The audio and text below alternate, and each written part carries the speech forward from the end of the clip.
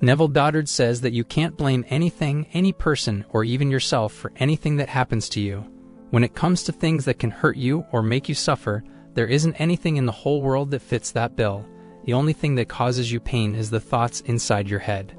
So if you're looking to get rid of all those heady feelings like worry, sadness, and pain, as well as difficult situations, what you've got to focus on is changing those thoughts that are causing you all this trouble in the first place. This is the idea that Neville Goddard always shared in his books and lectures, and this idea is the topic of today's discussion. So in this video, we will discuss how you can get rid of all those things you don't want and manifest the life circumstances you want for yourself. But before we dive into that, I'd like to ask you a little favor. Could you hit those like and subscribe buttons? It goes a long way in helping us keep creating these videos for you. And please don't forget to tap on the bell icon so you can get a notification whenever we post a new video for you to watch. Okay, let's just jump right in and get started. The way things work in our world these days, it's like we have forgotten about the whole spiritual side of things. When something we wish for don't happen, the first thing we tend to do is blame other people. But in reality, this kind of behavior just ends up bringing more problems and worries into our lives. According to Neville Goddard, the thoughts we have turn into real things in our lives, so whatever we believe becomes reality. This means if you keep blaming others for the issues you're facing, those issues are just going to stick around and even grow more prominent. By accusing, you are assuming they are the cause of your problems, and that assumption ends up becoming a fact. You see, a lot of people spend so much time blaming others. They will blame the government, schools, their situations, and even their parents for things not being right. But the truth is there is no one to blame for what's happening in your life or anywhere else. And interestingly, it's not even you who's to blame for whatever's going on or whatever you do. If you're into blaming yourself or other people, it might be time to wrap your head around this I Amness idea. This whole concept suggests that there is no one to blame, not even yourself. It's more like your awareness or consciousness that's got its hands in all the things that are happening. So it's your consciousness that's pulling all the strings, making things happen. Neville Goddard's got this saying, I am where the awareness of being is the only reality. Since we were kids, we've been taught to think that the problems we have are because of things outside us, and that's why we tend to blame outside factors. It's not hard to see why people start saying that their problems are because of things outside themselves, especially when we consider the way society works and the rules that religions lay down. It's like a natural thing for us to think that something or someone is behind all the things that are happening around us. Additionally, when there is no one else to blame on, some people who believe in a God end up blaming their God. Neville Goddard's idea is that your awareness that's the only real thing in the world. So according to him, it's all about being aware. Our awareness, which is basically our I Amness, it's the foundation for everything.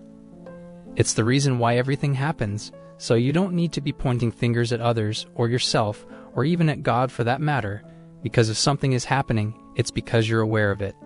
It's because your awareness made it happen by making you aware of it in the first place. Everything that goes down in our world all springs from what we imagine, or that I Amness. That world of shadows, it's like a reflection of what we and others dream up because really, there's no separation. The thing is what we imagine and manifestly doesn't just affect us, it affects the whole world and vice versa.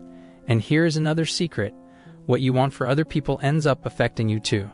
If something is beyond your current awareness, you can't experience it.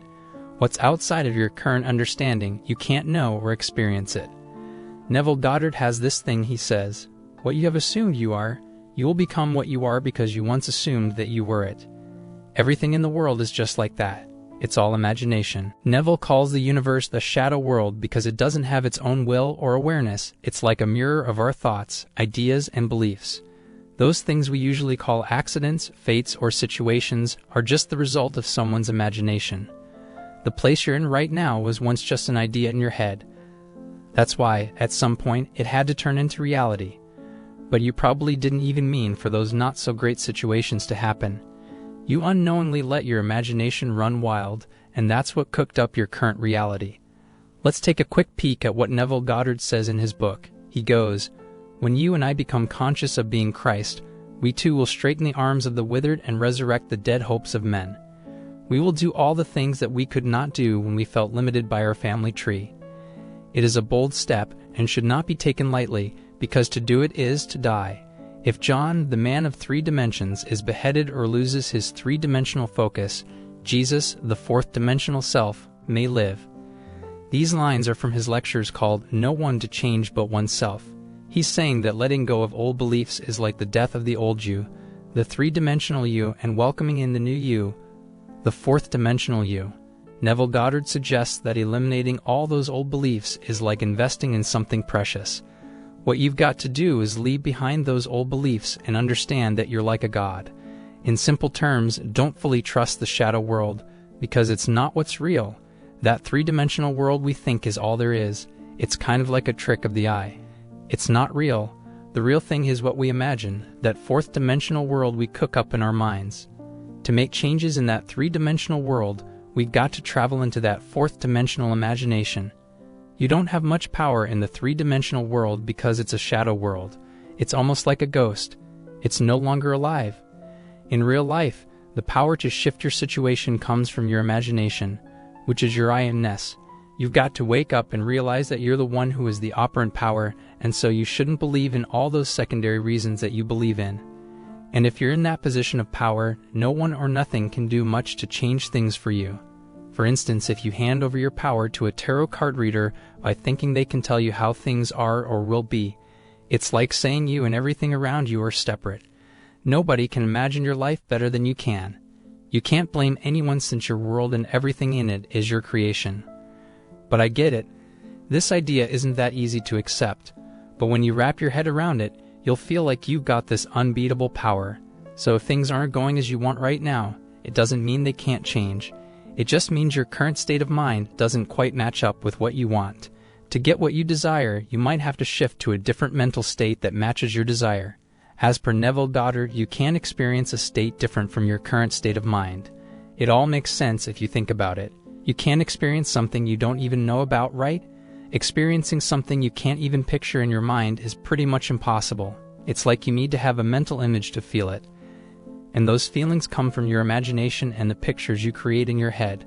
So if you want to experience a particular thing, you need to be in a state where you can experience it. Let's say you want to be healthy. To make that happen, you've got to embrace the idea of being healthy in your head first. To be rich, you've got to become one with the idea of being rich in your thoughts. And if you want to succeed, you've got to think and feel like you're successful. If you want to manifest a loving relationship, you've got to start feeling like you're already in one. So you've got to be in the same state as what you're hoping to experience. You know, there are a bunch of methods and ways people in the manifestation community use. Some folks go for affirmations, and others do visualizations. These are the kind of tools that help you out when you're trying to make something happen. But what if you can't imagine something or those pesky negative thoughts are getting in your way? Well, that's when these techniques come into play. You could try affirmations or maybe even create a scene in your mind and picture it. Those techniques can help put you in that state of having what you want to manifest. So if your thoughts are throwing you off track, you can try using affirmations or whatever technique floats your boat. These can help shift your thoughts and make your desires come to life.